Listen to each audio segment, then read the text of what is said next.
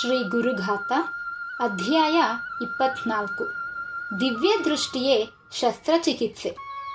ನೋಡಿದೆಯಪ್ಪ, ಅವಧೂತರ ಸಾಮ್ರಾಜ್ಯದಲ್ಲಿ ಮಹತ್ತರ ವಿಸ್ಮಯಗಳು ಘಟಿಸುತ್ತಲೇ ಇರುತ್ತವೆ. ಅವು ಲೌಕಿಕ ವಿಜ್ಞಾನದ ಅಳತೆಗೋಲಿಗೆ ಎಟಕುವುದಿಲ್ಲ. ಇನ್ನೊಂದು ಪ್ರಸಂಗವಂತೂ ಮತ್ತೂ ವಿಶೇಷವಾಗಿದೆ. ಎಂತಹ ಪರಿಣಿತ ವೈದ್ಯನಾದರೂ ಸಲಕರಣೆಗಳಿಲ್ಲದೆ ಶಸ್ತ್ರಚಿಕಿತ್ಸೆ ನಡೆಸಲಾರ. ಆದರೆ ಭವರೋಗ ವೈದ್ಯರಾದ ನಮ್ಮ ಶ್ರೀ ಗುರುನಾಥರು ಸಲಕರಣೆಗಳಿಲ್ಲದೆ ಶಸ್ತ್ರಚಿಕಿತ್ಸೆ ನಡೆಸಿದರು. ಕೃಪಾದೃಷ್ಟಿ ಎಂಬುದೇ ಅವರ ಶಸ್ತ್ರ. ಈ ಶಸ್ತ್ರದಿಂದ ಅವರು ಅನೇಕರ ಪ್ರಾರಬ್ಧ ಕರ್ಮ ಫಲವೆಂಬ ಶತ್ರುವಿನ ಸಂಹಾರ ಮಾಡಿದರು. ಈ ಪ್ರಸಂಗವನ್ನು ಆಲಿಸು. ಗುರುವು ಕರುಣಾಸಾಗರನು. ಗುರುವು ಆದಿಯೂ ಅನಾದಿಯೂ. ನಿಜವಾಗಿ ನೋಡಿದರೆ ಗುರುವಿಗೆ ಆದಿಯೂ ಇಲ್ಲ. ಅದು ಲೋಕವನ್ನು ಬೆಳಗುವ ತತ್ವ. ಗುರುವು ಆದಿ ಮಧ್ಯ ಅಂತ್ಯಗಳಿಲ್ಲದವನು. ಗುರುವಿನ ಹೊರತು ಪರತತ್ವವು ಮತ್ತೊಂದಿಲ್ಲ. ಗುರುವು ಅವ್ಯಾಜ ಕರುಣಾಮೂರ್ತಿ. ಸಕರಾಯಪಟ್ಟಣದ ಶ್ರೀ ಅವಧೂತ ಗುರುಗಳ ಭಕ್ತರಾದ ಓರ್ವರಿಗೆ ಒಮ್ಮೆ ತೀವ್ರವಾದ ಹೃದಯದ ತೊಂದರೆ ಉಂಟಾಯಿತು. ಅವರು ಪರಿಣತ ವೈದ್ಯರ ಬಳಿಗೆ ತೆರಳಿ ಸಮಾಲೋಚನೆ ನಡೆಸಿದರು. ವೈದ್ಯರ ಸೂಚನೆಯಂತೆ ವಿವಿಧ ತಪಾಸಣೆಗಳೂ ನಡೆದವು. ಹೃದಯ ಶಸ್ತ್ರಚಿಕಿತ್ಸೆ ತುರ್ತಾಗಿ ನಡೆಯಬೇಕೆಂದು ವೈದ್ಯರು ಸೂಚಿಸಿದರು. ಶ್ರೀ ಗುರುನಾಥರ ಭಕ್ತರಾದರೂ ಅವರಿಗೆ ಹೃದಯದ ತೊಂದರೆ ಉಂಟಾದ ನಂತರ ಗುರುಗಳ ಬಳಿಗೆ ಬರಲು ಅವಕಾಶವಾಗಿರಲಿಲ್ಲ. ವೈದ್ಯರ ಸೂಚನೆಯಂತೆ ಬೆಂಗಳೂರಿನ ಹೆಸರಾಂತ ಆಸ್ಪತ್ರೆಗೆ ದಾಖಲಾದರು. ಹೃದ್ರೋಗಿಯ ಸಹೋದರನು ಅವಕಾಶ ಮಾಡಿಕೊಂಡು ಸಕರಾಯಪಟ್ಟಣಕ್ಕೆ ಬಂದನು. ಗುರುನಿವಾಸದಲ್ಲಿ ಗುರುಗಳ ಎದುರಿಗೆ ಬಂದು ನಿಂತನು. ಆಗ ಗುರುಗಳು, ಏನಾಗಿದೆ ನಿನ್ನ ಅಣ್ಣನಿಗೆ? ಏಕೆ ಆಸ್ಪತ್ರೆಗೆ ದಾಖಲಾಗಿದ್ದಾನೆ ಎಂದು ಪ್ರಶ್ನಿಸಿದರು. ಆತನು ತನ್ನ ಅಣ್ಣನ ಪರಿಸ್ಥಿತಿಯನ್ನು ವಿವರಿಸಿದನು. ಕೂಡಲೇ ಗುರುಗಳು, ಎಲ್ಲಿ ಅವನ ಮೊಬೈಲ್ ನಂಬರಿಗೆ ಒಂದು ಕಾಲ್ ಮಾಡಿ ಸ್ಪೀಕರ್ ಆನ್ ಮಾಡು ಎಂದರು. ಅದರಂತೆ ಸಹೋದರನು ತನ್ನ ಸಹೋದರನ ಮೊಬೈಲ್ಗೆ ಕರೆ ಮಾಡಿದನು. ಆಗ ಶ್ರೀ ಗುರುಗಳು, ಏನಪ್ಪ, ಎಲ್ಲಿದ್ದೀಯಾ ಎಂದು ಕೇಳಿದರು. ಆಗ ಆತನು, ನನಗೆ ಆಪರೇಷನ್ ಸಂದರ್ಭದ ಬಟ್ಟೆ ಹಾಕಿಸಿ ಆಪರೇಷನ್ ಥಿಯೇಟರಿಗೆ ಕರೆದೊಯ್ಯುತ್ತಿದ್ದಾರೆ ಎಂದನು.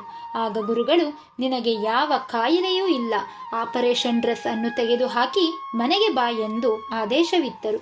ಆತನು ಅದರಂತೆಯೇ ಮಾಡಿದ. ಮನೆಗೆ ವಾಪಸ್ಸಾದ. ಹೃದಯದ ತೊಂದರೆ ಮಾಯವಾಗಿತ್ತು. ಅಂದಿನಿಂದ ಇಂದಿನವರೆಗೂ ಅವನಿಗೆ ಹೃದಯಕ್ಕೆ ಸಂಬಂಧಪಟ್ಟ ಯಾವ ತೊಂದರೆಯೂ ಉಂಟಾಗಿಲ್ಲ. ಆರೋಗ್ಯವಾಗಿದ್ದಾನೆ. ಆಪರೇಷನ್ಗೂ ಮಿಗಿಲಾದ ಆಪರೇಷನ್ ಎಂದರೆ ಅದು ಗುರುಕೃಪಾ ದೃಷ್ಟಿಯೇ ಹೊರತು ಬೇರಲ್ಲ. ಹೊಟ್ಟೆ ನೋವು ನಿವಾರಣೆಗೆ ಹಲವು ರೀತಿಯ ಔಷಧಗಳಿವೆ. ಆದರೆ ಹೊಟ್ಟೆ ನೋವಿಗೆ ಬೋಂಡ ಔಷಧಿಯಾಗಲು ಸಾಧ್ಯವೇ? ಸಾಧ್ಯ. ಅದು ಹೇಗೆ ಎಂಬುದು ಈ ಪ್ರಸಂಗವನ್ನು ಮನಗೊಟ್ಟು ಕೇಳಿರಿ. ಸಂಕೋಚ ಸ್ವಭಾವದ ಮುಗ್ಧ ಗೃಹಸ್ಥನೋರ್ವನು ಆಗಾಗ ಶ್ರೀ ಗುರುವರೇಣ್ಯರ ದರ್ಶನಕ್ಕಾಗಿ ಪತ್ನಿಯೊಂದಿಗೆ ಬರುತ್ತಿದ್ದನು. ಆತನು ಶ್ರೀ ಗುರುನಿವಾಸಕ್ಕೆ ಬಂದಾಗ ಗುರುಗಳ ಪಾದ ಪದ್ಮಗಳನ್ನು ನೋಡುತ್ತಾ ವಿಶೇಷವಾದ ಆನಂದವನ್ನು ಕಂಡುಕೊಳ್ಳುತ್ತಿದ್ದನು. ಒಂದು ದಿನ ಈ ಗೃಹಸ್ಥನು ಶ್ರೀ ಗುರುನಿವಾಸಕ್ಕೆ ಮಧ್ಯಾಹ್ನದ ವೇಳೆಗೆ ಬಂದು ಕುಳಿತ. ಗುರುವರ್ಯರು ಕುರ್ಚಿಯಲ್ಲಿ ಆಸೀನರಾಗಿದ್ದರು. ಆ ದಿನ ಗುರುಗಳ ದರ್ಶನಕ್ಕಾಗಿ ಬಂದ ಭಕ್ತರ ಸಂಖ್ಯೆಯೂ ಹೆಚ್ಚಾಗಿತ್ತು. ಬಂದ ಭಕ್ತರು ಸಹಜ ಕ್ರಮದಂತೆ ತಾವು ತಂದ ತಿಂಡಿ ತಿನಿಸು ಹಣ್ಣು ಇತ್ಯಾದಿಗಳನ್ನು ಕುಳಿತಿದ್ದ ಇತರ ಭಕ್ತರಿಗೆ ಕೊಡುತ್ತಿದ್ದರು. ಅವರು ಕೊಟ್ಟಿದ್ದನ್ನೆಲ್ಲ ಬ್ಯಾಗ್ನಲ್ಲಿ ಇಟ್ಟುಕೊಳ್ಳುವುದು ಹೇಗೆ ಎಂದು ಈತನು ತಿಂದುಬಿಟ್ಟ. ಮಧ್ಯಾಹ್ನದ ಭೋಜನದ ಸಮಯವಾಯಿತು. ಈತನು ಎಲ್ಲರೊಂದಿಗೆ ಊಟ ಮಾಡಿದ. ನಂತರವೂ ಕೆಲವರು ಕೊಟ್ಟ ತಿಂಡಿ ತಿನಿಸು ತಿಂದ. ಗುರುಗಳು ಪ್ರತಿ ಬಾರಿಯೂ ಈತನನ್ನು ಹತ್ತಿರ ಕರೆದು ಚೆನ್ನಾಗಿ ಮಾತನಾಡಿಸುತ್ತಿದ್ದರು. ಆ ಅವಕಾಶಕ್ಕಾಗಿ ಈತನು ಕಾಯುತ್ತಿದ್ದ. ರಾತ್ರಿ ಸುಮಾರು 7:30 ವೇಳೆಗೆ ಗುರುಗಳು ಬಂದವರಿಗೆಲ್ಲ ಊಟವಾಗಲಿ, ಎಲೆ ಹಾಕಿ ಎಂದು ಸೇವಾನಿರತ ಭಕ್ತರಿಗೆ ಸೂಚಿಸಿದರು. ಅವರು ಎಂದಿನಂತೆ ಚುರುಕುತನದೊಂದಿಗೆ ಎಲ್ಲರನ್ನೂ ಕೂರಿಸಿ ಎಲೆ ಹಾಕಿ ಬಡಿಸತೊಡಗಿದರು. ಈತನೂ ಊಟಕ್ಕೆ ಕುಳಿತಿದ್ದ. ಸಾರು ಅನ್ನ ಕಲಸಿ 2 ತುತ್ತು ಬಾಯಿಗೆ ಇಡುತ್ತಿದ್ದಂತೆಯೇ ಹೊಟ್ಟೆ ನೋವು ಆರಂಭವಾಯಿತು. ಚಡಪಡಿಸುತ್ತಾ ಹೊಟ್ಟೆ ಹಿಡಿದುಕೊಂಡು ಒದ್ದಾಡತೊಡಗಿದ. ಆ ವೇಳೆಗೆ ಅಡುಗೆ ಕೋಣೆಯಿಂದ ಯುವಕನೊಬ್ಬ ದೊಡ್ಡ ತಟ್ಟೆಯಲ್ಲಿ ಬಿಸಿ ಬೋಂಡಗಳನ್ನು ಹಿಡಿದುಕೊಂಡು ಬಂದ. ಗುರುಗಳು ಅವನನ್ನು ಏಯ್ ಬಾರೋ ಇಲ್ಲಿ ಎಂದು ಕರೆದರು. ಆತನು ಹತ್ತಿರ ಬಂದ. ತಟ್ಟೆಯಲ್ಲಿದ್ದ ಬೋಂಡಗಳನ್ನು ತಮ್ಮ ಕೈನಿಂದ ಸ್ಪರ್ಶಿಸುತ್ತಲೇ ಸಂಕೋಚ ಸ್ವಭಾವದ ಆ ಗೃಹಸ್ಥನತ್ತ ನೋಡಿದರು. ಆತನಿಗೆ ಅರ್ಥವಾಗಲಿಲ್ಲ. ಯುವಕನು ಬೋಂಡ ಬಡಿಸಲೆಂದು ಈತನ ಬಳಿಗೆ ಬಂದಾಗ ಈತನಿಗೆ ಹೆದರಿಕೆ. ಆದರೂ ಏನಾದರೂ ಆಗಲಿ ಎಂದು ಒಂದು ಬೋಂಡ ಹಾಕಿಸಿಕೊಂಡು ತಿಂದ. ಪರಮಾಶ್ಚರ್ಯ ಕಾದಿತ್ತು. ಕೇವಲ ಒಂದೇ ನಿಮಿಷದಲ್ಲಿ ಈತನ ಹೊಟ್ಟೆ ನೋವು ಸಂಪೂರ್ಣವಾಗಿ ಮಾಯವಾಗಿತ್ತು. ಈತನಿಗೆ ನಿಧಿ ಸಿಕ್ಕಷ್ಟು ಸಂತೋಷವಾಗಿತ್ತು. ಊಟವಾದ ಬಳಿಕ ಈತನು ಶ್ರೀ ಗುರುಗಳ ಪಕ್ಕಕ್ಕೆ ಹೋಗಿ ನಿಂತ. ಕ್ಷೇಮ ವಿಚಾರಿಸಿದರು. ಆತನ ಸ್ವ ಉದ್ಯೋಗಕ್ಕೆ ಕೃಪಾನುಗ್ರಹವೆಂಬಂತೆ 100 ರೂಪಾಯಿಯ ಒಂದು ನೋಟನ್ನು ನೀಡಿದರು. ಆತನು ಸಂತಸ ಸಮಾಧಾನದಿಂದ ಪತ್ನಿಯೊಂದಿಗೆ ಬಸ್ ನಿಲ್ದಾಣದ ಕಡೆಗೆ ಹೆಜ್ಜೆ ಹಾಕಿದನು. ಗುರುವು ಕಾರುಣ್ಯದ ಕಡಲು, ವಾತ್ಸಲ್ಯದ ನಿಧಿ ಎಂದು ಹೇಳುವುದು ಬರೀ ಮಾತಲ್ಲ, ಅದು ಅನುಭವ ಸಿದ್ಧ ಸತ್ಯ. ಆದರೆ ಗುರುಭಕ್ತಿ ಪಂಥಕ್ಕೆ ಬಾರದೆ ವಿಶಿಷ್ಟ ಅನುಭವಗಳನ್ನು ಪಡೆಯಲು ಸಾಧ್ಯವಿಲ್ಲ. ಗುರುಭಕ್ತರ ಅನುಭವದ ಪರಮಾನಂದ ನೆಲೆಗೆ ಏರಲು ಸಾಧ್ಯವಿಲ್ಲ. ಲೌಕಿಕದ ಕೆಸರಿನಿಂದ ನಮ್ಮನ್ನು ಎತ್ತಿ ದಿವ್ಯಾನಂದದ ಬ್ರಹ್ಮ ಕಮಲದೊಳಗೆ ಇರಿಸುವ ಮಹಾಗುರುವಿಗೆ ಸಾವಿರ ಸಾವಿರ ನಮನಗಳು. ಅಪೆಂಡಿಸೈಟಿಸ್ ಎಂಬ ಕರುಳಿನ ವ್ಯಾಧಿ ಅಂತಿಮ ಹಂತ ದಾಟಿದರೆ ರೋಗಿಯ ಪ್ರಾಣ ಉಳಿಯುವುದೇ ಕಷ್ಟ. ಆದರೂ ಶ್ರೀ ಗುರುಗಳು ಅಂತಹ ಒಬ್ಬ ರೋಗಿಯನ್ನು ಪ್ರಾಣಾಪಾಯದಿಂದ ಕಾಪಾಡಿದರು. ಅವರಿಂದ ಸೃಷ್ಟಿಯಾದ ಸಾವಿರಾರು ಅಚ್ಚರಿಗಳಲ್ಲಿ ಇದೂ ಒಂದು. ಈಗ ಈ ಪ್ರಸಂಗವನ್ನು ಆಲಿಸು. ಶ್ರೀ ಗುರುಕ್ಷೇತ್ರದಲ್ಲಿನ ಒಂದು ಕುಟುಂಬದವರು ಶ್ರೀ ಗುರುಗಳಲ್ಲಿ ಅಪಾರವಾದ ಶ್ರದ್ಧಾ, ಭಕ್ತಿ, ವಿಶ್ವಾಸ ಹೊಂದಿದ್ದರು. ಕೆಲವು ಸಂದರ್ಭದಲ್ಲಿ ಗುರುಗಳು ಇವರ ಮನೆಗೆ ಬಂದು ಅನುಗ್ರಹಿಸಿದ್ದರು. ಈ ಕುಟುಂಬದ ಯಜಮಾನರು ಶ್ರಮಪಟ್ಟು ತಮ್ಮ ತೋಟ ಹಾಗೂ ಮನೆಯ ಕೆಲಸವನ್ನು ಮಾಡುವ ಪ್ರವೃತ್ತಿಯವರಾಗಿದ್ದರು. ಇವರ ಬಗೆಗೆ ಗುರುಗಳಿಗೆ ಮೆಚ್ಚುಗೆ ಇತ್ತು. ಇವರ ಪತ್ನಿಯು ಶ್ರೀ ಗುರುಗಳ ಸನ್ನಿಧಿಯಲ್ಲಿ ಕೈಲಾದ ಸೇವೆ ಸಲ್ಲಿಸುತ್ತಿದ್ದರು. ಒಂದು ದಿನ ಇವರ ಮಗನು ತೀವ್ರತರವಾದ ಹೊಟ್ಟೆ ನೋವಿನಿಂದ ಒದ್ದಾಡತೊಡಗಿದನು. ಏನು ಮಾಡಿದರೂ ಹೊಟ್ಟೆ ನೋವು ಕಡಿಮೆಯಾಗಲಿಲ್ಲ. ದಾರಿ ಕಾಣದೆ ಇವರು ಮಗನನ್ನು ಸನಿಹದ ಜಿಲ್ಲಾ ಕೇಂದ್ರದ ನರ್ಸಿಂಗ್ ಹೋಮ್ಗೆ ಕರೆದೊಯ್ಯಲು ತೀರ್ಮಾನಿಸಿದರು. ಒಂದು ಬಾಡಿಗೆ ವಾಹನವನ್ನು ಗೊತ್ತು ಮಾಡಿಕೊಂಡರು. ಆ ವಾಹನದಲ್ಲಿ ಬಾಧೆ ಪಡುತ್ತಿದ್ದ ಮಗನೊಂದಿಗೆ ತಂದೆ ತಾಯಿಯು ಶ್ರೀ ಗುರುನಿವಾಸಕ್ಕೆ ಬಂದರು. ನರಳುತ್ತಿದ್ದ ಮಗನನ್ನು ಶ್ರೀ ಗುರುಗಳ ಮುಂದೆ ಮಲಗಿಸಿದರು. ಗುರುಗಳೇ, ನೀವೇ ಗತಿ, ನಮಗೆ ಏನೂ ತೋಚುತ್ತಿಲ್ಲ. ಇವನ ಜೀವವನ್ನು ನೀವೇ ಕಾಪಾಡಬೇಕು ಎಂದು ಅಂಗಲಾಚಿ ಪ್ರಾರ್ಥಿಸಿದರು. ಶ್ರೀ ಗುರುಗಳು ಕೃಪಾದೃಷ್ಟಿಯಿಂದ ಅವರ ಮಗನನ್ನು ನೋಡಿದರು. ಹೊಟ್ಟೆಯ ಭಾಗವನ್ನು ಸ್ಪರ್ಶಿಸಿದರು. ಸರಿ, ಇನ್ನು ಆಸ್ಪತ್ರೆಗೆ ಕರೆದುಕೊಂಡು ಹೋಗು, ಏನೂ ಭಯವಿಲ್ಲ, ನಾನಿದ್ದೀನಿ ಎಂದು ಹೇಳಿ ಒಂದು ಬಿಳಿಯ ಪಂಚೆಯನ್ನು ಅವನ ಮೇಲೆ ಹೊದಿಸಿ ಇದನ್ನು ತೆಗೆಯಬೇಡ ಎಂದು ಹೇಳಿ ಕಳುಹಿಸಿದರು. ದಂಪತಿಗಳು ಸಮಾಧಾನದಿಂದ ಜಿಲ್ಲಾ ಕೇಂದ್ರಕ್ಕೆ ಪ್ರಯಾಣಿಸಿದರು. ಅಲ್ಲಿನ ಆಸ್ಪತ್ರೆಗೆ ದಾಖಲಿಸಿದರು. ಆತನ ವ್ಯಾಧಿಯ ತೀವ್ರತೆಯನ್ನು ಅರಿತ ವೈದ್ಯರು ತತ್ಕ್ಷಣವೇ ಶಸ್ತ್ರಚಿಕಿತ್ಸೆ ನೆರವೇರಿಸಿದರು. ನಂತರ ಹೊರಬಂದು, ನಿಮ್ಮ ಮಗ ಆಶ್ಚರ್ಯಕರ ರೀತಿಯಲ್ಲಿ ಪ್ರಾಣಾಪಾಯದಿಂದ ಪಾರಾಗಿದ್ದಾನೆ. ಅವನಿಗೆ ಅಪೆಂಡಿಸೈಟಿಸ್ ಬಸ್ಟ್ ಆಗಿ ಬಹಳ ಹೊತ್ತಾಗಿದೆ. ಅವನ ಜೀವ ಉಳಿದಿರುವುದೇ ಹೆಚ್ಚು. ಸ್ವಲ್ಪ ತಡ ಆಗಿದ್ದರೂ ನಾವು ಏನೂ ಮಾಡಲಾಗುತ್ತಿರಲಿಲ್ಲ. ಈಗ ಶಸ್ತ್ರಚಿಕಿತ್ಸೆ ಯಶಸ್ವಿಯಾಗಿದೆ. ನೀವು ಏನೂ ಗಾಬರಿಯಾಗಬೇಡಿ ಎಂದರು. ಆ ಗುರುಭಕ್ತರಿಗೆ ಕ್ಷಣಕಾಲ ಮಾತೇ ಹೊರಡದಂತಾಯಿತು. ಇದ್ದಲ್ಲಿಂದಲೇ ಶ್ರೀ ಗುರುಗಳಿಗೆ ಮನಸಾರೆ ನಮಿಸಿದರು. ಶಸ್ತ್ರಚಿಕಿತ್ಸೆ ಆದ ದಿನದಿಂದ ಈತ ಡಿಸ್ಚಾರ್ಜ್ ಆಗುವವರೆಗೂ ಗುರುಗಳ ಆದೇಶದಂತೆ ಒಬ್ಬ ಗುರುಭಕ್ತನು ಆಸ್ಪತ್ರೆಗೆ ಬಂದು ಅವನ ಆರೋಗ್ಯವನ್ನು ವಿಚಾರಿಸಿಕೊಂಡು ವಾಪಸ್ಸಾಗುತ್ತಿದ್ದನು. ದಿನದಿಂದ ದಿನಕ್ಕೆ ಈತ ಸುಧಾರಿಸಿಕೊಂಡ. ತಂದೆ ತಾಯಿಯರಿಗೂ ಸಮಾಧಾನವಾಯಿತು. ವೈದ್ಯರ ಆದೇಶದಂತೆ ಶಸ್ತ್ರಚಿಕಿತ್ಸೆಯ ನಂತರ ಮಗನನ್ನು ಆಸ್ಪತ್ರೆಯಿಂದ ಡಿಸ್ಚಾರ್ಜ್ ಮಾಡಿಸಿಕೊಂಡು ಊರಿಗೆ ಬರುವಾಗ ಮೊದಲು ಗುರುಗಳ ಮನೆಗೆ ಹೋಗಿ ತಮ್ಮ ಕೃತಜ್ಞತಾಪೂರ್ವಕ ನಮಸ್ಕಾರಗಳನ್ನು ಅವರಿಗೆ ಸಲ್ಲಿಸಿದ ನಂತರ ಮನೆಗೆ ಬಂದರು. ಆತ ಈಗ ಆರೋಗ್ಯವಾಗಿದ್ದಾನೆ. ಯಾವುದೇ ತೊಂದರೆಯೂ ಇಲ್ಲ. ಶ್ರೀ ಗುರುಗಳು ಕೃಪಾಳುಗಳು, ದಯಾಸಾಗರರು. ಆದರೆ ಅರ್ಹರಿಗೆ ಮಾತ್ರ ಅವಧೂತರ ಕೃಪೆ, ಸಜ್ಜನಿಕೆ, ಸಾತ್ವಿಕತೆಯೇ ಅಂತಹ ಅರ್ಹತೆ. ಪರಿತ್ರಾಣಾಯ ಸಾಧೂನಾಂ ಎಂದು ಶ್ರೀಕೃಷ್ಣ ಪರಬ್ರಹ್ಮನು ಹೇಳಿರುವುದು ಈ ಅರ್ಥದಲ್ಲಿಯೇ. ಸಾಧು ಎಂದರೆ ಸಜ್ಜನ ಎಂದರ್ಥ. ಎಷ್ಟೇ ಕಷ್ಟವಾದರೂ ಸಜ್ಜನಿಕೆಯಲ್ಲಿಯೇ ಬಾಳಿ ಗುರುವರ್ಯರ ಕೃಪೆಗೆ ಪಾತ್ರರಾಗಬೇಕು. ವ್ಯಾಧಿ ನಿವಾರಣೆಗೆ ಔಷಧಿ, ಮಾತ್ರೆ, ಶಸ್ತ್ರಚಿಕಿತ್ಸೆ ಏನೂ ಬೇಡವೇ? ಸೂರ್ಯರಶ್ಮಿಯೇ ಸಾಕೆ? ಹೌದು, ಸಾಕು. ಅಂತಹ ಚಮತ್ಕಾರ ಈ ಪ್ರಸಂಗದಲ್ಲಿ ಅಡಗಿದೆ. ಕೇಳಿರಿ.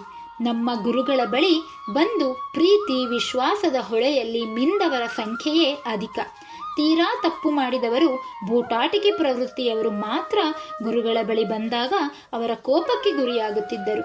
ಬಿರುನುಡಿಗಳನ್ನು ಕೇಳುತ್ತಿದ್ದರು. ಮರುಮಾತಿಲ್ಲದೆ ಅಲ್ಲಿಂದ ನಿರ್ಗಮಿಸುತ್ತಿದ್ದರು. ಶ್ರೀ ಗುರುಗಳ ಸನ್ನಿಧಿಗೆ ಬಂದು ಏನನ್ನೂ ಕೇಳದೆ ಬಯಸದೆ ಭಕ್ತರ ಸೇವೆ, ಗುರು ಸೇವೆಯಲ್ಲಿ ತೊಡಗುತ್ತಿರುತ್ತಿದ್ದ ಅನೇಕ ಮಾತೆಯರು ಇರುತ್ತಿದ್ದರು. ಅವರಲ್ಲಿ ಓರ್ವ ಮಾತೆಗೆ ಒಂದು ದೈಹಿಕ ಸಮಸ್ಯೆ ಉಂಟಾಯಿತು. ಅವರ ಎದೆಯಲ್ಲಿ ಒಂದು ಗಂಟು ಕಾಣಿಸಿಕೊಂಡಿತು. ಪ್ರತಿಯೊಂದನ್ನು ಗುರುಗಳಿಗೆ ಹೇಳಿ ಅವರಿಗೇಕೆ ತೊಂದರೆ ಕೊಡಬೇಕು ಎಂಬ ಭಾವದಿಂದ ಇವರು ಈ ವಿಚಾರವನ್ನು ಗುರುವರಿಯರಿಗೆ ತಿಳಿಸದೆ ಸನಿಹದ ಜಿಲ್ಲಾ ಕೇಂದ್ರಕ್ಕೆ ತೆರಳಿ ಅಲ್ಲಿನ ನರ್ಸಿಂಗ್ ಹೋಮ್ ಒಂದರಲ್ಲಿ ತಪಾಸಣೆ ಮಾಡಿಸಿಕೊಂಡರು. ಆ ಗಂಟು ಎದೆಯಲ್ಲಿ ಹೆಚ್ಚು ಕಾಲ ಇರುವುದು ಒಳಿತಲ್ಲ ಎಂಬ ವೈದ್ಯರ ಸಲಹೆಯ ಮೇರೆಗೆ ಇವರು ಮುಂದೆ ಕೆಲವೇ ದಿನಗಳಲ್ಲಿ ಅದೇ ನರ್ಸಿಂಗ್ ಹೋಮ್ನಲ್ಲಿ ಶಸ್ತ್ರಚಿಕಿತ್ಸೆ ಮಾಡಿಸಿಕೊಂಡರು. ಆದರೆ 1-2 ತಿಂಗಳಲ್ಲಿ ಮತ್ತೆ ಎದೆಯಲ್ಲಿ ಗಂಟು ಉಂಟಾಯಿತು. ಮತ್ತೆ ಶಸ್ತ್ರಚಿಕಿತ್ಸೆ ಮಾಡಲು ಭೀತಿ. ಮಾಡಿಸದಿದ್ದರೆ ಮತ್ತೇನು ತೊಂದರೆಯಾದೀತೋ ಎಂಬ ಆತಂಕ. ಕೆಲವು ದಿನಗಳು ಕಳೆಯಿತು. ಅದೊಂದು ದಿನ ಸೇವೆಗೆಂದು ಶ್ರೀ ಗುರುನಿವಾಸಕ್ಕೆ ಹೋಗಿದ್ದ ಇವರು ಸಂದರ್ಭ ನೋಡಿ ತಾವು ಎದುರಿಸುತ್ತಿರುವ ದೈಹಿಕ ಸಮಸ್ಯೆಯನ್ನು ವಿವರಿಸಿದರು. ಅದಕ್ಕೆ ಯಾಕೆ ಯೋಚನೆ ಮಾಡುತ್ತೀಯಾ, ಎಲ್ಲ ಸರಿ ಹೋಗುತ್ತೆ, ಸ್ವಲ್ಪ ದಿನ ಬೇಕಾಗುತ್ತದೆ. ಒಂದು ಕೆಲಸ ಮಾಡ್ತೀಯಾ, ಬೆಳಗಿನ ಬಿಸಿಲು ಇರುವ ವೇಳೆ ಸ್ವಲ್ಪ ಹೊತ್ತು ಸೂರ್ಯನಿಗೆ ಎದುರಾಗಿ ನಿಂತುಕೋ. ಸೂರ್ಯನ ಬಿಸಿಲು ಆ ಗಂಟಿನ ಮೇಲೆ ಬೀಳುವಂತೆ ಮಾಡು, ಗಂಟು ಕರಗುತ್ತೆ ಎಂದು ಶ್ರೀ ಗುರುವರ್ಯರು ಅಭಯವಿತ್ತರು. ಇವರು ಮರುದಿನದಿಂದಲೇ ಗುರುವಾಕ್ಯ ಪಾಲಿಸತೊಡಗಿದರು. ಗುರುಗಳು ಹೇಳಿದಂತೆ 1 ವಾರ ಮಾಡಿದರು. ಅನಂತರ ಒಮ್ಮೆ ಇವರೇ ಪರೀಕ್ಷಿಸಿಕೊಂಡಾಗ ಅಲ್ಲಿ ಗಂಟು ಇರಲೇ ಇಲ್ಲ. ಆದರೂ ಮನೆಯವರ ಸಮಾಧಾನಕ್ಕಾಗಿ ಒಂದು ದಿನ ವೈದ್ಯರಲ್ಲಿಗೆ ತೆರಳಿದರು. ನಿಮ್ಮ ಎದೆಯಲ್ಲಿ ಗಂಟು ಇಲ್ಲ, ಶಸ್ತ್ರಚಿಕಿತ್ಸೆಯೂ ಬೇಕಿಲ್ಲ ಎಂದು ವೈದ್ಯರು ತಪಾಸಣೆಯ ಬಳಿಕ ಸ್ಪಷ್ಟ ಉತ್ತರವಿಟ್ಟರು. ಈ ಗುರುಭಕ್ತ ಗೃಹಿಣಿಗಾದ ಸಂತೋಷ ಅಷ್ಟಿಷ್ಟಲ್ಲ. ಗುರುಗಳಿಗೆ ವಿಷಯ ತಿಳಿಸಿ ಕೃತಜ್ಞತಾ ಭಾವದಿಂದ ನಮಸ್ಕರಿಸಿದರು. ಎಂದಿನಂತೆ ತಮ್ಮನ್ನು ಗುರು ಸೇವೆ ಮತ್ತು ಗುರುಭಕ್ತರ ಸೇವೆಯಲ್ಲಿ ತೊಡಗಿಸಿಕೊಂಡರು. ಗುರುವನ್ನು ಭಗವಂತನೆಂದು ಪೂರ್ಣವಾಗಿ ನಂಬಬೇಕು. ಗುರುವಾಕ್ಯವನ್ನು ತಪ್ಪದೆ ಪಾಲಿಸಬೇಕು. ಗುರುವು ದಯಾವಂತನಾಗಿ ಎಲ್ಲ ಜೀವಿಗಳನ್ನು ಸಂತೈಸುವಂತೆ ಗುರುಭಕ್ತರು ದಯಾಭಾವದಿಂದ ಜೀವಿಗಳಿಗೆ ಸಹಾಯ ಮಾಡಬೇಕು. ಕಾರ್ಮೋಡವು ಬಿರುಗಾಳಿಗೆ ಸಿಲುಕಿ ಚೆದುರಿ ಹೋಗುವಂತೆ ಬಂದ ಕಷ್ಟವು ಗುರುಕೃಪೆಯಿಂದ ಹಾಗೇ ಚೆದುರಿ ಹೋಗುತ್ತದೆ. ಎಂತಹ ಕಷ್ಟದಲ್ಲೂ ಗುರುಭಕ್ತಿಯನ್ನು ಬಿಡಬಾರದು. ವೈದ್ಯಕೀಯ ಪ್ರಯೋಗಾಲಯದ ಪರೀಕ್ಷೆಗಳಿಗೆ ಅತೀತವಾದ ಕಾರಣಗಳು ಮಾನವ ದೇಹವೆಂಬ ಅದ್ಭುತ ಯಂತ್ರದಲ್ಲಿ ಅಡಗಿವೆ. ಅದನ್ನು ಅವಧೂತರು, ಮಹಾತ್ಮರು ಮಾತ್ರ ಗುರುತಿಸಬಲ್ಲರು. ಈವರೆಗೆ ನೀವು ಆಲಿಸಿದ ಸತ್ಯ ಘಟನೆಗಳು ಈ ಅಂಶವನ್ನು ಸ್ಪಷ್ಟವಾಗಿ ಅರಹುತ್ತದೆ ಎಂದು ಸ್ವಾಮೀಜಿ ಮಾತು ನಿಲ್ಲಿಸಿ, ಅಮ್ಮ, ಎಲ್ಲರಿಗೂ ಆಗುವಂತೆ ನಿನಗೆ ಸುಲಭವಾಗುವ ಉಪಹಾರ ಸಿದ್ಧ ಮಾಡು. ಏನು ಮಾಡುತ್ತೀಯೇ ಎಂದು ರಾಮಣ್ಣನವರ ಪತ್ನಿಯನ್ನು ಕೇಳಿದರು. ಅದಕ್ಕೆ ಆಕೆ, ಚಟ್ನಿ, ದೋಸೆ ಹಿಟ್ಟು ಇದೆ, ದೋಸೆ ಮಾಡಿದರೆ ಆದೀತೆ ಎಂದರು. ಓ, ಧಾರಾಳವಾಗಿ, ಆದರೆ ನಾನು 2 ದೋಸೆಗಿಂತ ಹೆಚ್ಚಾಗಿ ತಿನ್ನೋದಿಲ್ಲ. ದೋಸೆಗೆ ಜೊತೆಗೆ ಸ್ವಲ್ಪ ಮೊಸರು ಹಾಕಿಕೊಡಮ್ಮ ಎಂದರು. ನಾಗಶರ್ಮನತ್ತ ನೋಡಿ, ನೀನು ಸಂಕೋಚ ಮಾಡಿಕೊಳ್ಳಬೇಡಪ್ಪ, ನಿನಗೆ ಎಷ್ಟು ಬೇಕೋ ಅಷ್ಟು ಹಾಕಿಸಿಕೋ ಎಂದರು. ಆಯ್ತು ಗುರುವೇ ಎಂದ ನಾಗಶರ್ಮ.